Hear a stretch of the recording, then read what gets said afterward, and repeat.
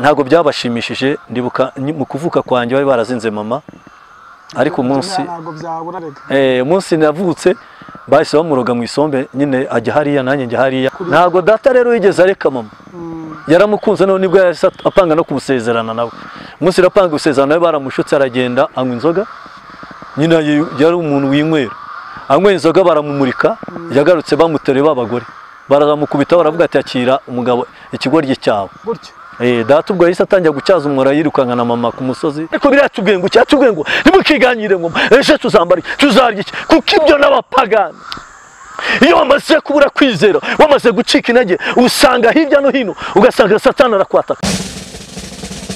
Zaburi ya mbere. Umwami wacu Yesu ashimwe, inshuti z'umusaraba turabashuje mu izina rya Yesu. Ni kuri Zaburi ya mbere TV nk'uko bisanzwe ngiye tugiye kubana mu iki kiganiro. Ndi kuri kamera ni Sibomana Daniel, ndi umugabo ushima Imana. Hanyuma twakiriye umukozi w'Imana, mutumirwa wacu uyu munsi. Umukozi w'Imana nkuru nziza Yesu ashimwe cyane. Yesu nahimbazwe cyane. Meze mute? Turashima Imana. Ndabona umwami Imana akikuzigamye rwose bamugani w'abarundi. Yego. Turakwishimiye kuri Zaburi ya mbere TV. Murakoze cyane. Hari abantu bakubonye ari ubwa mbere wenda batari bakuzi. Ubundi wa nkuru nziza ni umuntu ki wenda background yawe n'agakiza n'ibijyanye n'agakiza mu ncamake. Nkuru nziza ni umuntu usanzwe. Yego. Wavutse Satani atabishaka. Ni nayo mpamvu izina nkuru nziza rifite ubusobanuro. Yego. Izina nkuru nziza ni izina nanjye ubwanjye njya ntekerezaho nkabona ko hari impamvu. Ubundi jyewe navutse mu bana, ni njyewe wavutse kwa papa navutse njya ngo nduwa kenshi ntago mbisi. Ariko kwa mama mvuka ndi imfura. Uri Nyandwi. Ngira ngo simbi ko data yashatse abagore benshi. Data yashatse abagore benshi. Banyabenda gutyo. Yashatse abagore benshi. Ariko muri abo bagore benshi aza gushakamo na mama. Yashatse mama rero data yahise amukunda. Aramukunda cyane. Kubera mu bagore bose ubwo niwe yijyango yabonye imva aramukunze kuko mama ni umuntu utuje. Bisubyivugira. Ni umuntu utuza ugira make ubwo urumva yarabonye none umugore. Yarabonye umugore. Ariko babagore be ntibabyishimiye. Sinzi ngo ni runaka atazajya untera ibuye. Ntago byabashimishije ndibuka mu kuvuka kwanjye bari barazinze mama. Ariko umunsi navutse bahise bamuroga mu isombe nyine ajya hariya nanjye njya hariya mara imyaka bamuzaniye ibihembo agasombe ko kuzana amashereka bari babimurogeyemo nanjye nywa wa muhondo ubwo sinongeye kunywa amashereka ye nahise nywa bwa burozi mara imyaka irenga 5 mfite uburozi mu nda naba no mu ndangamuntu. Rero nyuma yabwo yarorohewe data yongera kwera kumunezeza barongera nyine urukundo rurakomeza amutera inda abyara mushiki wanjye. Mushiki wanjye amaze gukura ageje hagati yapfuye atonyoka umufata umuri ukagira kandi ubwo nanjye nyiri mfite bwa burozi. Murumuna wanjye yapfuye atonyoka abo twavukanye bose bapfuye batonyoka. Uwo niwe nkuru nziza rero. Ariko ubwo bapfaga ngewe nige babaga bica ariko bagapfa barumuna banjye bagapfa bashiki banjye barapfa barashira. Ariko kubera umugambi w'Imana ntago data rero yigeze areka mama. Yaramukunze none nibwo apanga no kumusezerana nawe. Umunsi rapanga gusezerana nawe baramushutse aragenda anywa inzoga. Nyine yari umuntu winywera. Anywa inzoga baramumurika yagarutse bamutereye babagore. Baramukubita baravuga ati akira umugabo ikigoryi cyawe. Data ubwo yahise atangira gucyaza umwora yirukanka na mama ku musozi kandi afite 23. Bamuzanye yabaye umusazi. Yabaye umusazi bamumuritse. Yaje inzoga zamushizemo ariko yabaye umusazi. Kumurika wenda nk'umuntu utabyumva hari abantu badukurikiye nk'abana wenda urugero kumurika hari nk'abantu badukurikiye batumva kumurika ni iki ukomeje kuvuga baramumuritse agaruka yahindutse. Kumurika ni ukugira gutungo. Kumurika ijambo wenda kumurika ni bano baterekera ibintu bita guterekera. Kumurika rero ni kwa kundi batwara umuntu mu imbere bakagurumva bamukoraho imihango. Nk'urugero reka mbabwire nkanjye bashatse nyuma y'ibyo nanjye bashatse kubinkorera mu isi y'imyuka no mu isi y'umwuka. Nje nararyamye mbona umuntu antwaye mu modoka amaze kuntwara ariko ndi mu nzozi ngo mbona ngeze muri gakondo mu bisekuru. Noneho mbona ngo umuntu wari mu imodoka avuyemo arirukansa agiye mu nzu, ariko mbona ni inzu n'ubundi y'iwacu. Ngo ndangije ngo mukurikira ngenda nanjye, ngo ngeze aho ngo ndimo kugenda, ngo ninjira muri ya nzu. Maze kwinjira muri ya nzu, ngeze muri iyo nzu ngo njye mbonemo araterekera, barimo guterekera bacugusa bavuza ibinyuguti cyangwa ibinyuguri, barimo kuvuza ibinyuguri. Ngo nangije ngo mninjemo, ngo mbona wa muntu wanjyanye ndamubura, ariko mbona ibinyuguri. Noneho bya binyuguri ahita, noneho ngo imyotsi itizamuka, niko guterekera imyotsi ngo izamuka. Ngo ndangije ngo nge nuzura umwuka wera, abantu benshi barwanya n'umwuka wera ntago ari abanjye. Mvuga mu ndimi nyinshi, bya bintu biraturagurika. Bimaze guturagurika, ba bantu bahita bahaguruka ngo bamfate, ariko barusha imbaraga ko neza umwuka wera. Ngo mpita nsohoka, ngeze hanze umwuka arambwira, umuntu ahita ambwira ati reka ngusobanurire ibyari bikubayeho iri joro. Bari bakujyanye ngo bakumurike, niyo mara kumurika ubu umusazi. Bivuge ngo hari n'abantu tubwira, abantu bajya babyuka basenge, bafata ibyo byinshi byo gusenga. Hari abantu benshi baburika nijoro, bugaca babaye abasazi, bugaca babaye ibigoryi, bugaca nta bwenge bafite, kubera iki baba muritse mu ijoro. Nuko rero byagenze gutyo, data rero yabaye umusazi gutyo, yaje no gupfagwa ku gasozi, ntabwo twamenye yaguye. Nuko nguko data yapfuye. Ariko ngiye kuko izina nkuru nziza ryari rifite aho rituruka, niyo mpamvu nagize. Rero reka dusome Bibiliya. Ku bantu badukurikira, inkuru nziza agira ubuhamya, hari ubwo yagiye atambutse azongera gusubiremo, ntabwo twaburondora aka kanya. Ni bwinshi. Twinjira mu ijambo ry'Imana, hanyuma wasenga wenda tugakomeza tukabona kubwiriza. Mana, uko wari kera n'uyu munsi uri kuri, kandi tugushimira imirimo yawe myinshi.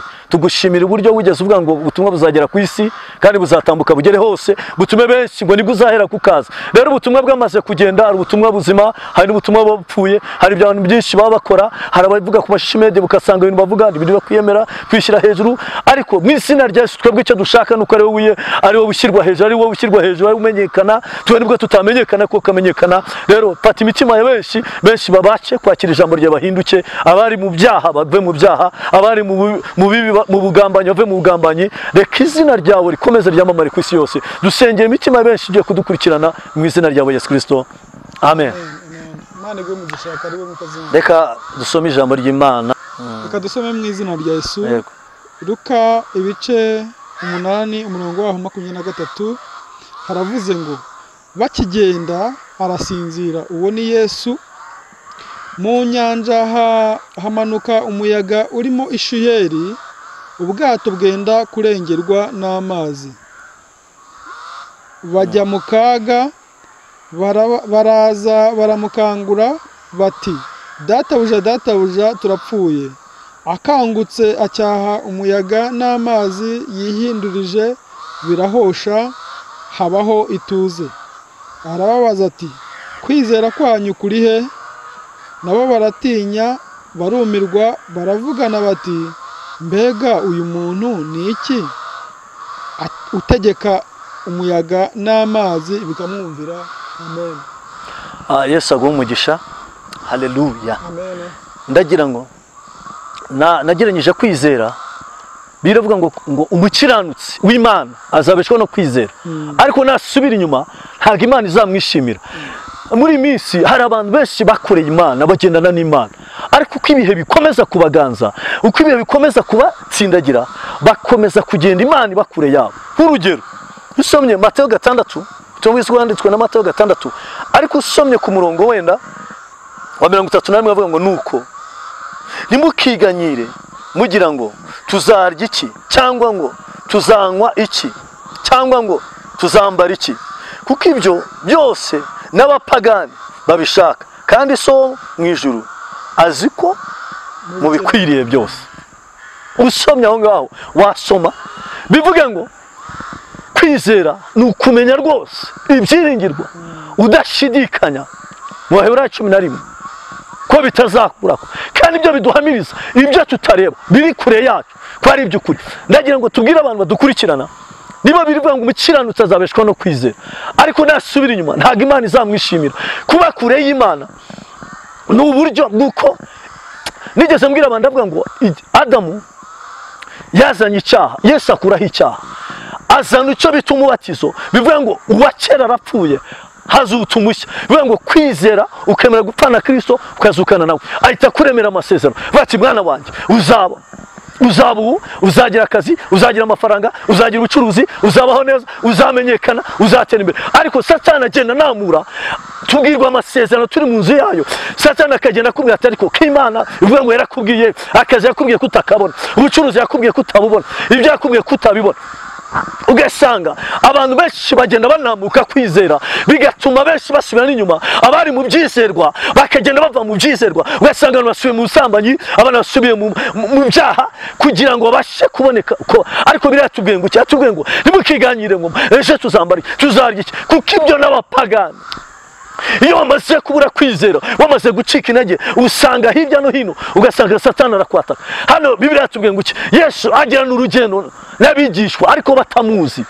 Hari abantu benshi babana na Yesu bari muri ubu bwato cyangwa bari muri aka gakiza, ariko ugasanga batamuzi. Ikintu cyose kibageraho bagacika intege, ikintu cyamaze kuza usanga bacika intege, ugasanga barananiwe. Nshuti yanjye udukurikirana, ntabwo ari cyo gihe cyo kwananirwa, ntabwo ari cyo gihe cyo wacika intege. Iyo wamaze gucika intege niho ibyaha bibasha kwinjira. Nimukiganyire muvuga tuzambara iki, tuzarya iki, tuzanywa iki. Yesu amaze kwinjirana nabo, yinjirana nabo muri ubu bwato. Bageze hagati ngo asa nk'usinziriye, abaye nk'usinziriye ngo barangije ngo ubwato buhita butangira, hazamo umuhengeri. Umuhengeri uje ibintu birakomera, wa muhengeri uje ibintu batangira kugira ngo turapfuye. Ariko ngo Yesu, ngo bakangura Yesu, ngo aramubwira ngo nawe kanguka uze dupfane. Ntabwo bamubyukije kugira ngo Yesu abashe kugira ngo akore ikidasanzwe, ahubwo bamubyukije ngo bapfane, kuko ntibari bamwizeremo imbaraga, ntibari bamwizeremo ubushobozi, ntibari bamwizeremo ubutware, ntabwo. Ariko Yesu ngo ahita ahagara, narangije ngo acyaha umuyaga. Ndagira ngo inshuti yanjye, nawe hari ubwato urimo, birashoboka ko uyu munsi utariye, birashoboka ko wambaye ubusa, birashoboka ko yakubwiye ubukwe bukaba imyaka irimo kwiyongera, ariko ubwato urimo, kangura Yesu kandi umukangure wizeye ko ari ugomba kurangiza ikibazo. N'umukangure ngo mupfane, ahubwo umukangure umwizeremo ko ari wagukorera ubukwe, umwizeremo ko ari waguha akazi, umwizeremo ko ari waguha ubucuruzi, umwizeremo ko ari wakwambika bereso preyamo, umwizeremo ko ari wahindura amateka yawe, umwizeremo ko ari wajya cya kibazo cy'urubanza, umwizeremo ko ari waragisora rubanza, umwizeremo ko ari waguhira perime, umwizeremo ko ari waguhira diplome, umwizeremo ko ari waguhira master, umwizeremo ko ari waguha kwiga, umwizeremo ko ari watanga minerval, umwizeremo ko ari waguha birabishingizwa, umwizeremo ko ari waguha karakazi, umwizeremo ko ari waguha ubucuruzi, umwizeremo ko ari wahindura urugo rwawe, umwizeremo ko ari wahindura abana bawe, umwizeremo ko ari wagutumira vizu y'ibona, umwizeremo ko ari waguha imibereho, umwizeremo. Ariko bo ntabwo bari bamwizeremo, nubwo bagendanye, nubwo bari kumwe, ariko ntibamwizeremo. Bumvaga ko ibyabo birangiye, baravuga ngo nabyuke, namara kubyuka ubundi bapfane. Ariko Yesu ngo akimara kubyuka, ngo arangije atacyaha. Hari ibintu Yesu aje gucyaha, hari ibintu bimaze iminsi bikugendaho, hari ibintu bimaze iminsi bikuzengereza, hari ibintu bimaze iminsi bikwataka. Hari abarozi bakuzengereje, hari abarozi bakuziritse, hari abarozi baguteye kansa, hari abarozi baguteye diabete, hari abarozi baguteye igifu, hari abarozi basenye urugo rwawe, hari abarozi bageze ku bana bawe, hari abarozi bageze muri business yawe, hari abarozi bakugezeho. Hari ibintu byinshi byakwatatse. Wewe bwikangura Yesu uje kurangiza ikibazo, kangura Yesu nguje gukemura ibyawe. N'umukangura uvuga ngo nawe nakanguke mupfane, mukangura uvuga ngo Yesu ndakwinginze nawe byuka uzurebe ibyanjye. Nubwo Yesu asinziri, mukangure gusa. Hari ibintu ari bashe kwinjiramo, hari ibintu ahindura. Ngo arangije ngo abigishwa bamukangura bavuga ngo bapfane, arangije ngo namwe kuki mudafite kwizera, kuki nakwizera mufite? Ndagira ngo mbwira abantu benshi bakangura Yesu nakwizera, abantu benshi bakangura Yesu bumva ko bagiye gupfana. Ariko Yesu niwe ubasha gukemura ikibazo cyawe, Yesu niwe ubasha guhindura amateka yawe, Yesu niwe ubasha kugukura muri icyo kibazo. Hano yavuze ngo nimukiganyire muvuga ngo tuzarya iki, tuzambara iki. So wanyu uri mu ijuru, Kristo azi ibyo mukeneye, azi ibyo mushaka, azi imibereho yawe, azi uburyo wamubwira. Mukangure asajye ku kibazo cyawe. Nshuti yanjye, ndagira ngo abadukurikirana hano hepfo ngo kuko ibyo byose n'abapagani babishaka, kandi so wo mu ijuru azi ko mubikwiriye rwose. So wo mu ijuru azi ko tubikeneye.